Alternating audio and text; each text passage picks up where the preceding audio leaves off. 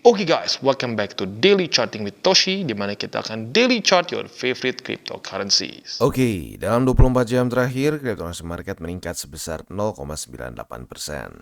Dengan total market cap mencapai di 1,27 triliun US dollars, dengan penurunan Bitcoin dominan sebesar 0,04% dan peningkatan volume sebesar 10,28%. Untuk Bitcoin kita bisa di sini ya, dia kembali berhasil bounce di 34.000.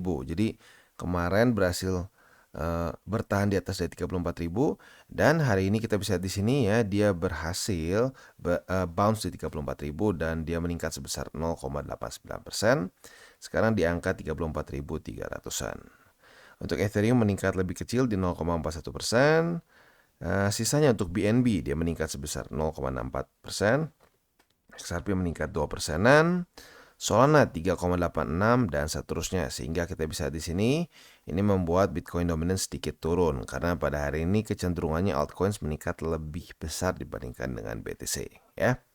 Nah, selanjutnya kita akan geser ke economic calendar ya. Untuk hari ini kita bisa lihat ya, seperti biasa kita ubah dulu ke GMT plus 7. Ini kenapa? Oke, GMT plus 7. Nah, tanggal 30 Oktober hari Senin. Nah, kita bisa di sini untuk tanggal 30 Oktober itu dari US nggak ada data yang terlalu penting, hanya ada bintang satu saja. Jadi pada hari ini kita bisa lebih fokus ke technical analysis. Nah, untuk besok ya, besok tanggal 31 kita coba cek di sini dari US ada yang penting atau enggak. Dan dari US ada di sini ya. Akan keluar satu data penting yaitu CB Consumer Confidence ya. Jadi kurang lebih seperti itu. Selanjutnya kita akan geser dulu ke news. Nah, untuk news kita bisa di sini ya. Ini technically speaking datang dari UK karena Standard Chartered itu seingat gua dari UK ya. Nah, jadi seperti yang ini udah lama sih sebenarnya newsnya ya. Gua bahas tuh kayaknya tahun lalu gitu ya. Tahun lalu atau awal tahun gue lupa lah. Di mana Standard Chartered ini sekarang sudah memiliki suatu crypto firm ya yang bernama Zodia yang sudah launch di Hong Kong. Nah, kalau lo ingat, lo memang sudah dengerin DCWT dari ya minimal 2022 atau 2023 awal lah ya. Gue sudah sering bahas bahwa teori bahwa kripto itu akan mulai bergeser ke Asia itu dimulai oleh Raoul Pal dulu seingat gue. Ya dan ternyata mulai benar. Ya makanya kenapa mereka cenderung membuka firm-firm atau membuka crypto exchange itu di Asia terutama di Hong Kong ya. Nah, jadi kalau kita di sini oh Zodiac ternyata 2020 bahkan ya. Ternyata lebih lama daripada 2021 ya. Berarti news waktu itu enggak apa namanya bukan suatu news baru sebenarnya si Zodiac ini mau launch ya. Nah, kalau kita di sini CEO dari Zodiac itu si Julian Sawyer said bahwa Hong Kong ini akan bisa menjadi suatu market di mana demand untuk kripto ini bisa di-driven by institution menurut dia, lebih daripada retail. Nah, ini ya lagi-lagi penting ya.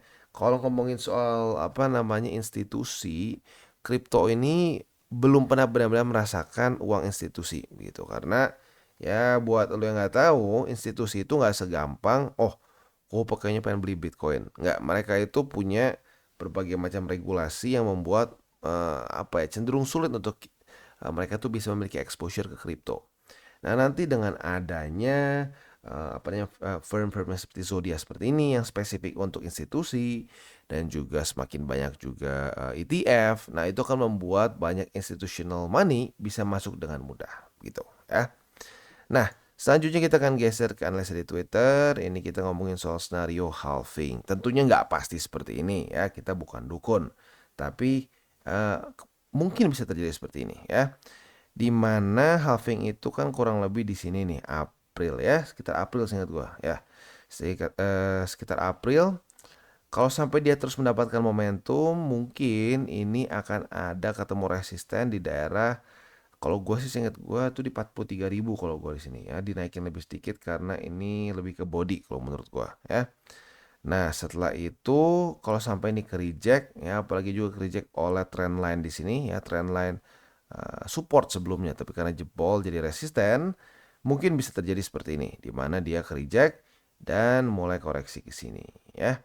Nah, tetapi biasanya setelah halving itu ya, walaupun gini nih, ada sedikit buying the rumor and selling the news gitu ya. Jadi kalau gue pribadi seperti gue yang sudah bahas di video gue yang kemarin gitu ya, buat lo yang belum nonton boleh nonton, itu lebih full mengenai saham versus kripto di masa sekarang ya. Nah, itu ada satu fenomena yang sering terjadi, buying the rumor and selling the news, di mana orang-orang sudah beli duluan sebelum halvingnya gitu. Mereka sudah memprice in si volatility-nya begitu. Nah, makanya saat sudah terjadi halvingnya malah kadang-kadang terjadi koreksi atau dump begitu. Jadi ekstra hati-hati, ada kemungkinan bisa terjadi seperti itu ya. Oke, selanjutnya kita akan geser ke chart kita ya. Nah, untuk Bitcoin kita bisa di sini 34.000 sepertinya beneran mulai menjadi suatu support. Walaupun technically speaking nggak benar-benar 34 sih. Kalau secara struktur itu lebih tepatnya itu di 33.800-an. Nah, ini kita bisa masukin sebagai satu support baru ya. Nah, kita bisa di sini suatu support baru di 33.849. Nah, untuk sekarang uniknya juga secara daily-nya dia ketahan juga di struktur sini ya, struktur 34.487. Kita lihat apakah hari ini bisa lanjut ke atas atau tidak ya. Nah, untuk sekarang PR dari Bitcoin mungkin gua akan tambahkan sedikit nih ya. Kemarin kan bertahan di atas di 32.000. Ini udah weekly close nih ya, sudah minggu baru. Otomatis weekly close-nya bagus di sini ya, jauh di atas dari bull support band.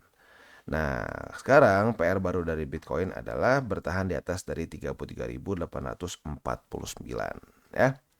Nah, untuk weekly-nya kita langsung cek aja ya. Weekly-nya itu bull support band-nya sekarang ada di angka berapa? Nah, signifikan ya, langsung loncat di atas dari MA200. Jadi sekarang itu bull support band ada di 28.905 sampai 28.744 ya.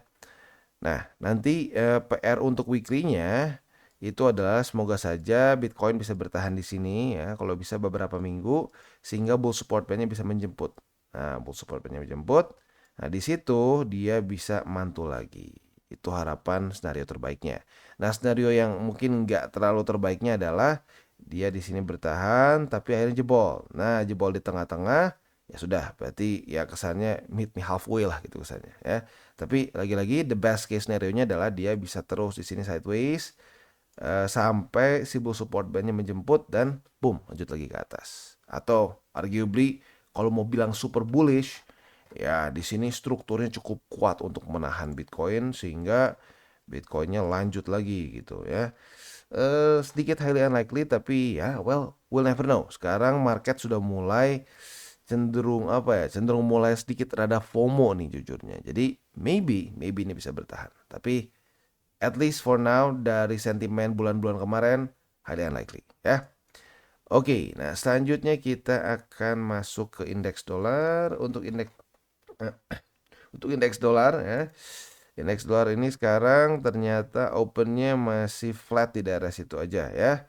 Jadi PR-nya untuk hari ini adalah daily close di bawah dari MA20 dan jadikan MA20 sebagai resisten ya. Supaya dia bisa membuat lower low dan lower high. Oke, jadi kurang lebih seperti itu secara makronya. Selanjutnya kita akan geser ke buy limit. Dan sebelum kita geser ke buy limit, seperti biasa gue akan disclaimer dulu bahwa semua konten dari TCI bukanlah financial advice. Ini semua bentuknya adalah edukasi. Lalu bagaimana cara untuk mendukung TCI? Ada banyak caranya. Lo bisa like our video, bisa share our video, atau juga bisa menggunakan link referral kita di bawah. Salah satunya adalah di Encrypt ya. Jadi buat lo yang tertarik untuk memiliki hardware wallet, bisa pertimbangkan untuk beli di Encrypt dan lo bisa pilih dari berbagai macam brands yang ada di sini dan free shipping di seluruh Indonesia ya. Dan sebelum kita lanjut, kita akan dengar dulu pesan-pesan dari sponsor kita pada hari ini. Oke, today's video is brought to you by Bybit. Dimana di Bybit ini kita bisa melakukan berbagai macam hal, mulai dari trade sesimpel spot trading, ataupun juga kita bisa derivative trading. Dan tentunya di Bybit ini banyak sekali promo-promo, salah satunya sekarang sedang berjalan adalah 8 juta USDT prize pool yang kita bisa dapatkan di 2023. Dan ada Lamborghini dan juga Rolex yang menunggu kalian. Dan juga buat kalian tertarik untuk masuk di Bybit, ada juga sign up bonus mencapai 5.000 USD ya. Di sini tentunya kita bisa lakukan berbagai macam hal ya, trade berbagai macam aset class juga. Buat yang tertarik bisa silakan menggunakan link reflektif di bawah, dan buat update mengenai mengenai segala macam hal yang paling baru mengenai Bybit bisa cek di link description kita di bawah. Dan sekarang kita masuk ke Bitcoin. Untuk Bitcoin kayaknya kita bisa mulai geser nih posisi spotnya ya. Buy limit pertama di 33.849, buy limit kedua di 31.000, atau lebih tepatnya kita bulatkan aja langsung ke 32.000, dan buy limit ketiga di 31.159. Nah, untuk posisi futuresnya kita bisa di sini. Untuk sekarang posisi longnya itu apabila terjadi retest 1, retest 2 di 33.849, kita bisa buka posisi long dengan target TP kita di 34.886. Sementara untuk posisi untuk posisi shortnya, tinggal kita balik logikanya. Retest 1, retest 2 di 34.826, kita bisa buka posisi short dengan target TP di 33.849.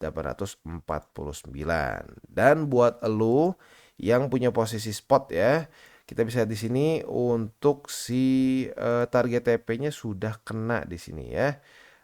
Karena sini bukan bull support band tapi di Bollinger Band. Nah, kita bisa di sini. Jadi buat elu yang sudah nunggu-nunggu target TP posisi spot udah dapat ya kemarin. Sudah bukan kemarin tapi tadi pagi jam 7, karena weekly close-nya sudah di atas dari bull support band. Congratulations buat lo yang sudah dapat dari bawah sini dan TP di sini ya. Oke, jadi kurang lebih seperti itu untuk Bitcoin. Dan sekarang kita geser ke Ethereum. Untuk Ethereum kita bisa di sini dia berhasil reclaim lagi 1780 sebagai support ya, dan sekarang sudah di retest sebagai support juga. Jadi untuk posisi spotnya, buy limit pertama di 1780 atau di 200, buy limit kedua di 1705, dan buy limit ketiga di 1660. Untuk posisi futuresnya hari ini sudah terjadi reclaim ya, atau lebih tepatnya kemarin reclaim, dan hari ini retest pertama. Apabila daily close per Ethereum di hari ini atau lebih tepatnya besok jam 7 pagi itu tetap masih di atas dari 1780, kita bisa limit posisi long ya. Lusanya terjadi retest kedua otomatis kebuka, target TP-nya di 1827 posisi longnya. Nah, untuk posisi shortnya tinggal kita balik logikanya. Retest 1, retest 2 di 1827 sebagai resisten. Kita bisa buka posisi short dengan target TP kita di 1780. Dan selanjutnya kita geser ke XRP. Untuk XRP kita bisa di sini, dia secara posisi spotnya berhasil mantul di buy limit kedua di 54 sen ya. Nah, untuk posisi spotnya, buy limit pertama di 54 sen, buy limit kedua di 53 sen, dan buy limit ketiga di MA20 di 52 sen. Nah, untuk posisi futuresnya, kita sudah dapat posisi long kemarin ya. Nah, posisi long kita ini sekarang sedang floating profit sebesar berapa nih? Sebesar 1,73%. Nah, target TP kita di sini di 56 sen. Untuk posisi shortnya kita bisa nyontek ke tanggal 24 dan 25 kemarin. Ini gagal ya. Sorry. Ya, jadi harus gini. Retest 1, retest 2 di 56 sen sebagai resisten. Kita bisa buka posisi short dengan target TP kita di 54 sen. Dan selanjutnya kita geser ke Cardano. Untuk Cardano dia kembali retest ke 29 sen ya. Untuk posisi spotnya, buy limitnya masih sama. Buy limit pertama di 27 sen, buy limit kedua di 26 sen, dan buy limit ketiga di 25 sen. Untuk posisi futuresnya sudah terjadi retest 1, retest 2 di 29 sen sebagai resisten. Artinya kita sudah punya posisi short ya. Dan posisi shortnya sekarang sedang dalam keadaan profit sebesar 1%-an lah ya. Nah, target TP kita ke sini di 27 sen ya. Nah, untuk posisi longnya tinggal kita balik logikanya. Retest 1, retest 2 ke 27 sen sebagai support. Kita bisa buka posisi long dengan target TP kita di 29 sen. Dan sekarang kita masuk ke Solana. Untuk Solana dia kembali reclaim tapi cukup tipis kemarin ya. Nah, hari ini kita bisa lihat dia mulai bounce di $32 lebih 68 sen. Jadi kita lihat ya sampai besok, kalau besok masih bertahan di atas ini kembali aktif. Untuk sekarang buy limit masih sama, buy limit pertama di 30,41, buy limit kedua di 29,52, dan buy limit ketiga di 28,43. Untuk posisi futuresnya apabila besok daily close masih di atas dari 32,68, kita bisa limit posisi long. Terjadi di retest kedua, target TP-nya adalah di 33,94. Untuk posisi shortnya tinggal kita balik logikanya. Retest 1, retest 2 di 33,94 sebagai resisten. Kita bisa buka posisi short dengan target TP kita di 32,68.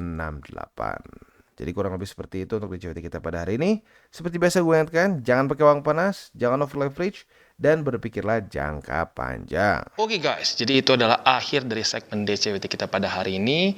Dan jangan lupa bagi kalian yang merasakan manfaat dari segmen ini, jangan lupa untuk share ke teman-teman kalian.